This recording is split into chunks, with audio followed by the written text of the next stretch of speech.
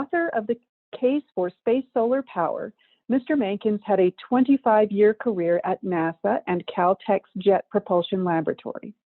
That ranged from flight projects and space mission operations to systems-level innovation and advanced technology research and development management.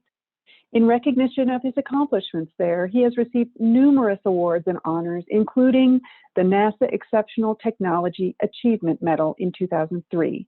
He was the very first recipient.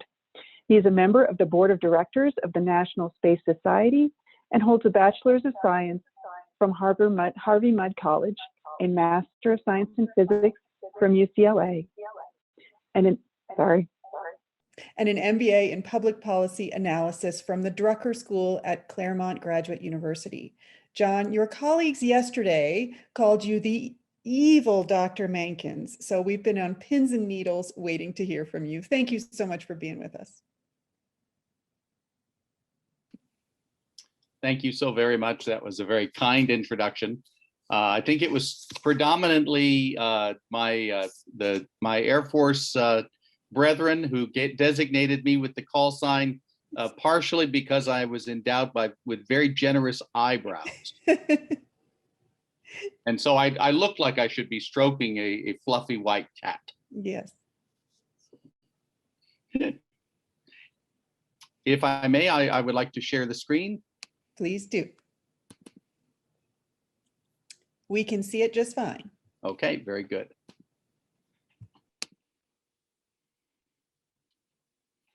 Okay.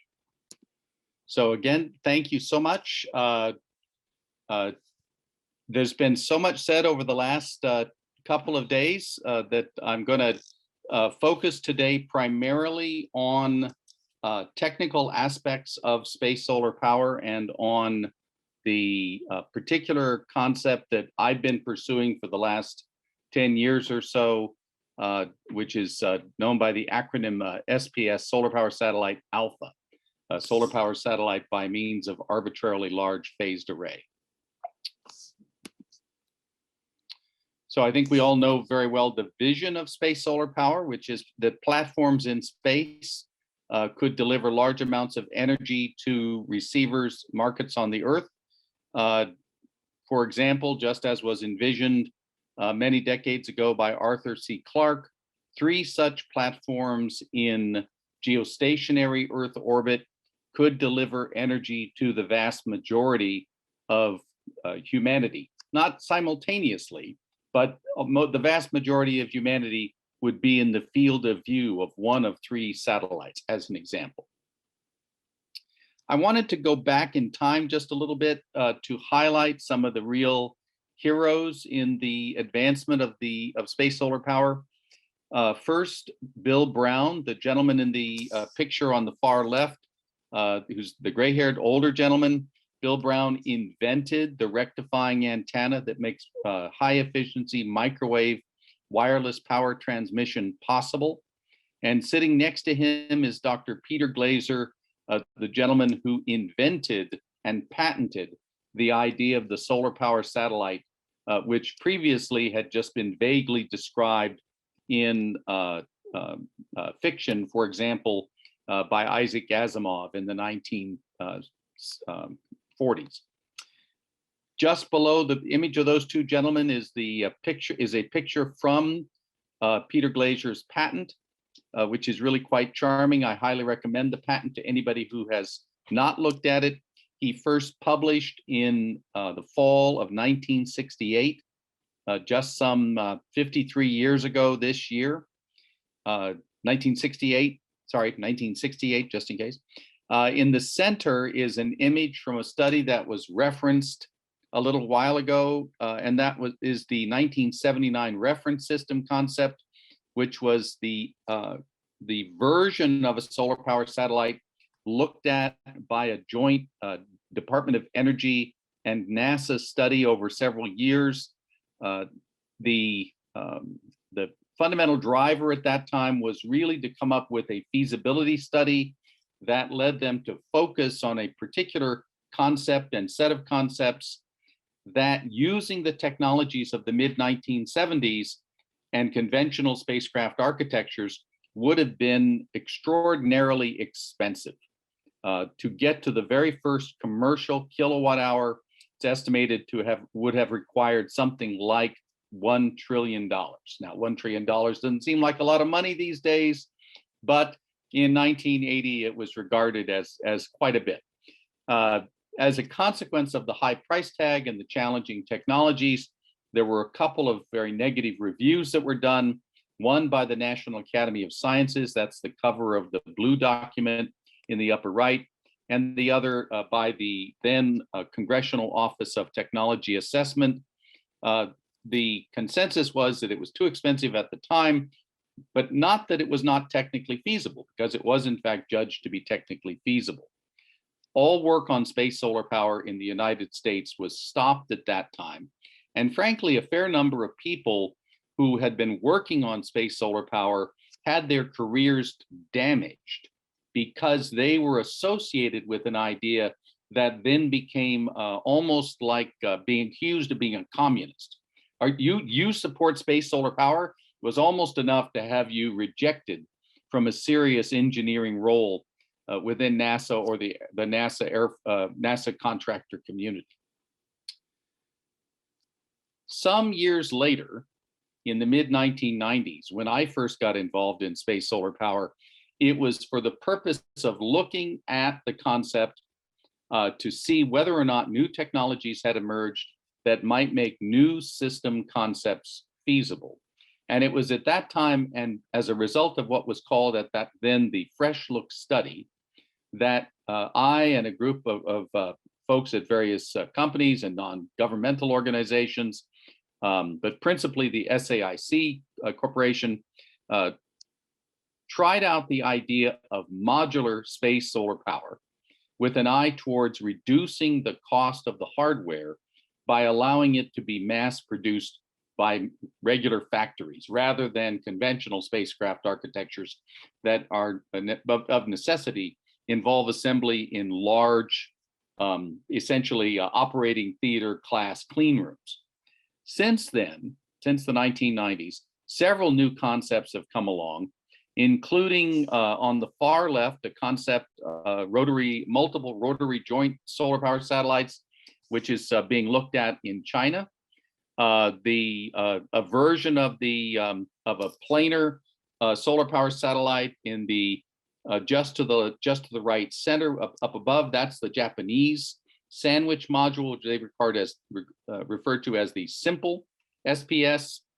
The concept just below, which came out of studies some years ago involving Caltech and Northrop Grumman, which is also a planar sandwich. A concept just to the right of those, which is known as Cassiopeia, which is quite a beautiful and unusual looking thing. And then the concept on the far right, which is mine, which is SPS Alpha, in this case, SPS Alpha Mark II, which is a little bit different than the Mark I that you've seen, which looks a bit like a margarita glass, or the Mark III, which I'll spend most of my time talking about this morning or this afternoon, depending on where you are in the country. The main point being that there are a very wide variety of ways that one can envision doing space solar power, different architectures. And there's still very much a real question as to just exactly what's the best way. There are several sort of sine qua non, things that must be true for commercial space solar power, i.e. commercially competitive terrestrial space solar power. For example, the safe and efficient transmission of power wirelessly from space to Earth. It must be true. That power, which is delivered to Earth, must be cost competitive for the markets into which you would like to introduce it. And there's a little wiggle room there because of the ideas like carbon taxes or incentives. But at the bottom line, if the cost of local power is 5 cents a kilowatt hour coming into the grid, you can't be offering power at many, many, many times greater than that. You have to be close to being cost competitive. Also, you have to be able to deliver gigawatts of power in toto, i.e. it has to be able to make a difference. And it's got to meet the most critical needs. Power has to be delivered essentially 24/7. have to be able to deliver power at night. You have to be able to deliver power during bad weather. If those things aren't true for the space solar power architecture that you're looking at, then it cannot reasonably compete in a commercial marketplace where you have access to wind, offshore wind, ground-based solar, gas turbines, hydroelectric power, and so on. So the project that I'll be describing and the concept that I'll be describing today is the SPSAlpha. It's a large-scale dispatchable partner for terrestrial solar power. And my current strategy is to do this by beginning in Australia. And to that end, I'm working in partnership with Solar Space Technologies, a company based in Melbourne, Australia. And I had promised Mike Lane that this was not turn into a sales pitch, but I do have an obligation to at least mention this activity. And there's a number of reasons for it, not the least of which being that Australia is very conveniently in the midst of billions of people who all need energy. Australia has a large reserve of coal, but that coal is relatively low grade and it's relatively high CO2 emission per kilowatt hour to be produced. And Australia has an extraordinary extraordinary abundance of area of land relative to the population, which lives largely on the coastal regions. Quick walkthrough, we've talked about this in a number of ways. Space solar power starts with the sun. You've got a solar power satellite. You transfer the power, in our case, by microwaves, because that guarantees 24/7 and high efficiency. You have a ground station, which is several kilometers across.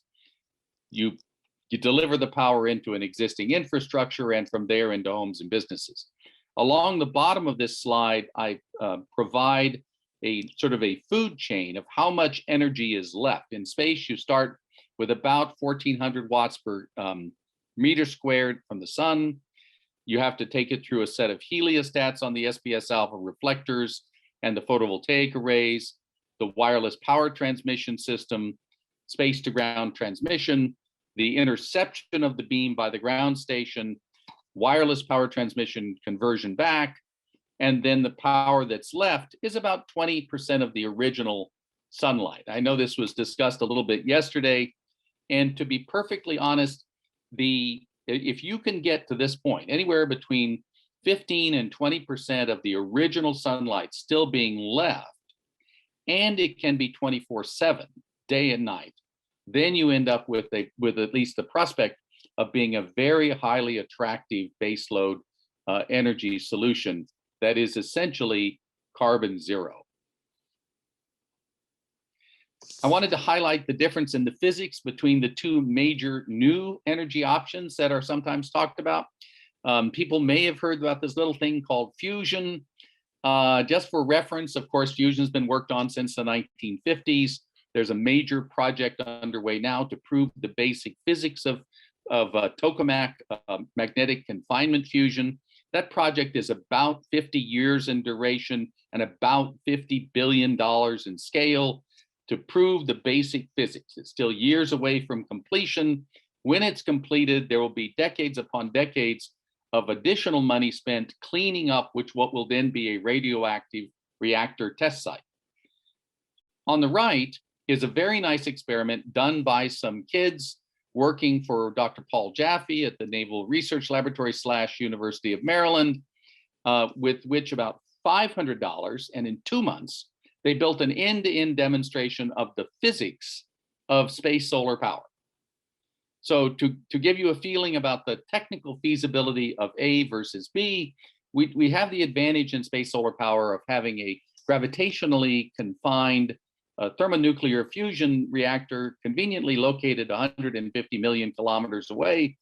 We just need to harvest that a little more effectively and deliver it into the market. And the physics is easy to prove by any high school or college student who cares to undertake the task. I've got a slide in here just to highlight a couple of key things about wireless power transmission physics. with diffraction limited optics, namely that the size of the spot on the ground is determined in part by the wavelength that you're using to transmit the energy, the size of the transmitter, the distance between the two. And to have a diffraction limited optical situation, i.e. pretty much maximum efficiency, those parameters, transmitter, receiver, separation, and the wavelength, determine how much power you can get out of a solar power satellite. There was a little discussion the other day about the energy density, how much power is in the transmitted beam.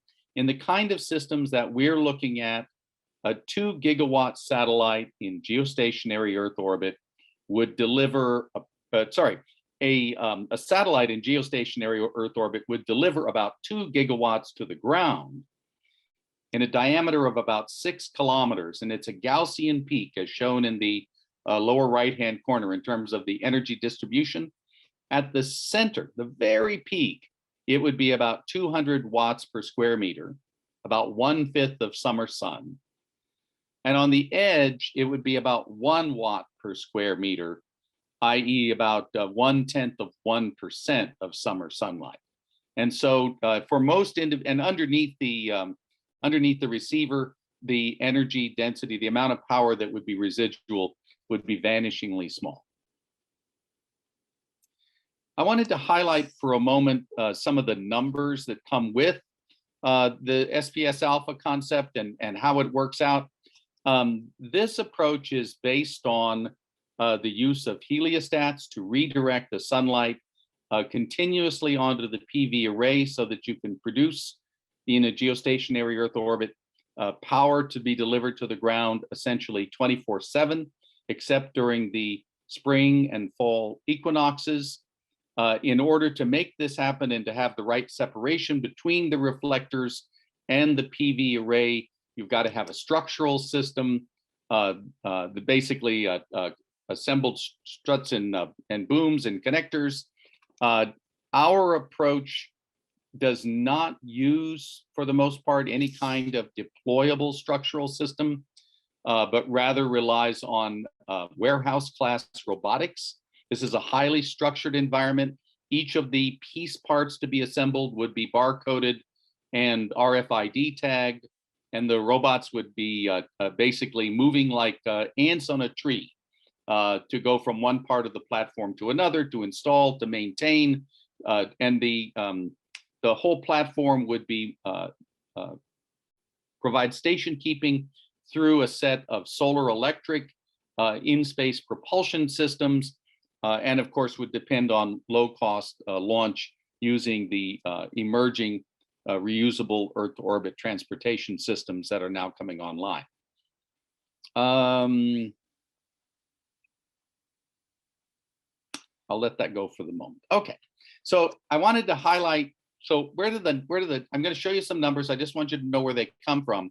So all of the modeling that's been done for SPS alpha, and it's all centered around the cost estimation and the mass analysis and so on.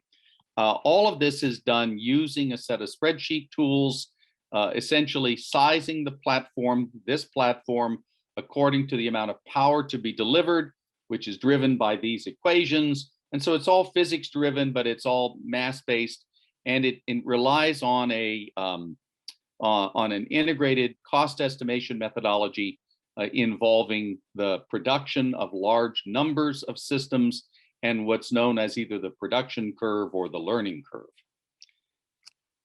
When we first did all of this, the first time I did all of this was 10 years ago. All of this was purely theoretical, and I had references and so on, but it was really quite unclear that it was really real, that these numbers were really real. And then this little company called Spacex came along.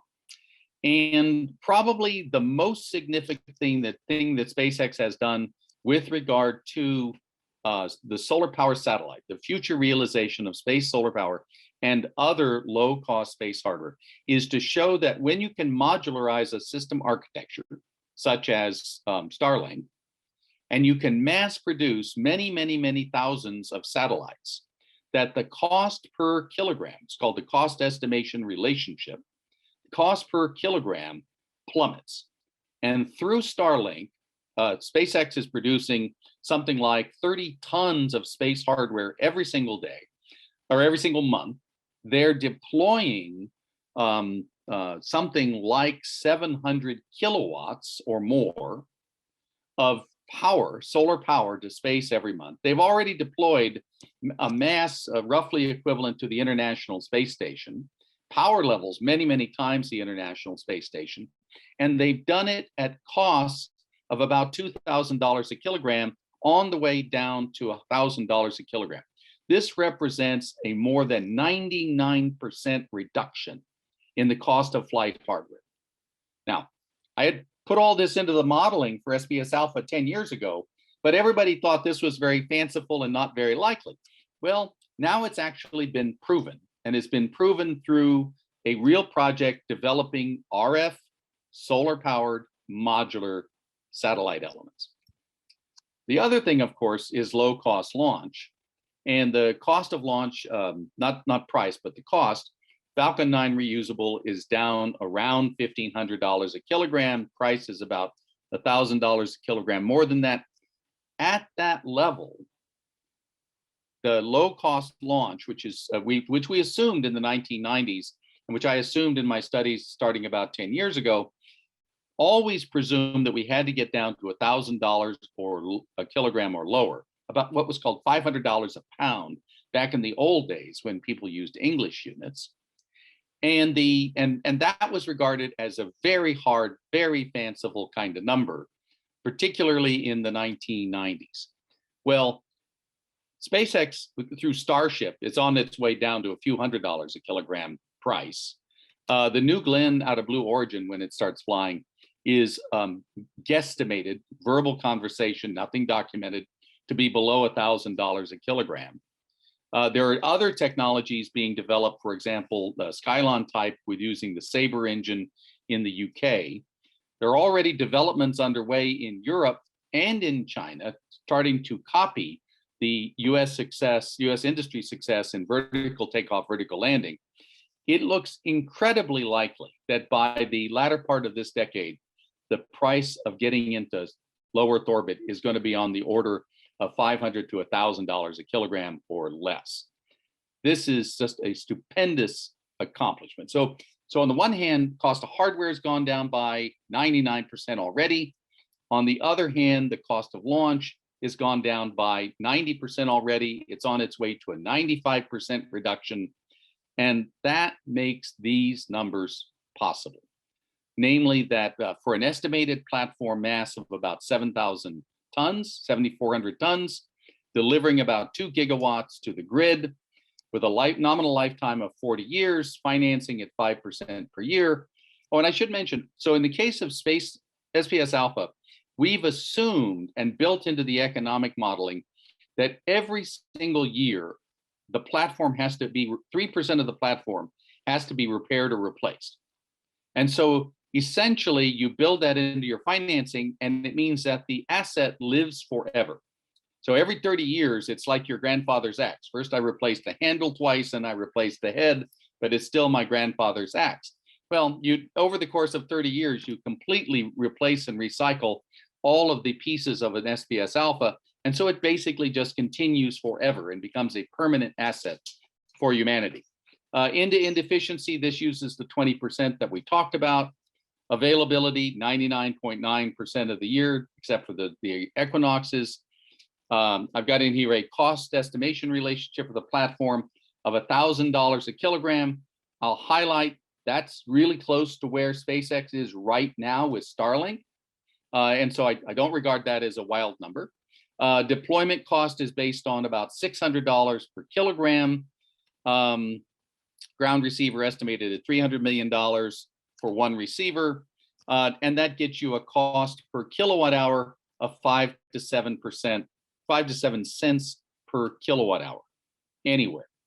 And that's a very highly competitive number, especially for full net zero carbon energy that can be delivered ultimately in hundreds of gigawatts globally. And that's it. That's my story. Be happy to take any questions. Thank you so much for that great presentation. We noticed your workflow included some of the will include some of the companies that we've spoken with at our past events, Made in Space, Redwire, Tethers Unlimited. Talk about building those relationships a little bit. So the probably for some of those firms, probably the biggest distinction from the directions that they've gone as opposed to the architecture as we've developed it has to do with where you do the manufacturing, i.e. the 3D printing and so on. As so far, most of the numbers that I've seen, most 3D printing is still relatively slow. And when you start launching things into space, because of the capital cost of the launch and the space transportation, you want to get things deployed, built, set up. It's like prefab building. You want to get it up there and operational as soon as possible. So I think the way that those firms that have done such wonderful advances in technologies like in-space 3D printing, in-space repair and so on, when you get to the point of doing the repair and maintenance on these platforms, that's when they're really going to, those technologies are going to become quite critical. Another related factor is, of course, that the same thing is true. When you make a 7,000-ton object out of 3U CubeSat form factor objects, which is basically what SPS-alpha is. It's 7,400 tons of CubeSats. You can print those on the moon. There's no reason at all that you can't. And again, you establish the market, you establish the interfaces, even if it weighs a bit more coming from the moon than it did coming from Earth, because it's made out of aluminum rather than a carbon composite. Nevertheless, all of those piece parts, the solar cells, the reflectors, the structural booms, those things can all then be, the spares and replacements can all be printed on the moon and transported for a fraction of the cost of even low-cost transportation from the Earth. And those numbers at that point in the evolution of a solar power satellite industry looked like 1 to 2 cents a kilowatt hour for power delivered to the Earth. And so that becomes practically the cheapest way to have solar power imaginable on the Earth. That's great. I'm going to hit the chat questions here briefly, and then we'll begin our panel. How much energy, this is AI Globus asks, how much energy density can cell phones tolerate? So I think the power density that a cell phone generates is like a few watts per square meter. I believe that in terms of what they can tolerate, that it's in the, I believe it's in the tens of watts per meter, assuming that the frequency is not the same one that the cell phone receives. I mean, so a cell phone, I believe most cell phones operate at about 900 megahertz, something like that, if I recall correctly. And we're talking about 3 to 5 gigahertz. So it's a much longer wavelength versus a much shorter wavelength. So I certainly think there would be an issue in getting good reception if you took your cell phone into the beam, but yeah. I don't think anybody's going to go into the beam accidentally. Yeah. Let's see. So Pete Garrettson says, John's approach appears shovel ready. Alex asks, you've given numbers for getting to LEO, I think is the interpretation of the question, but you have to get to GEO. So talk a little bit about that.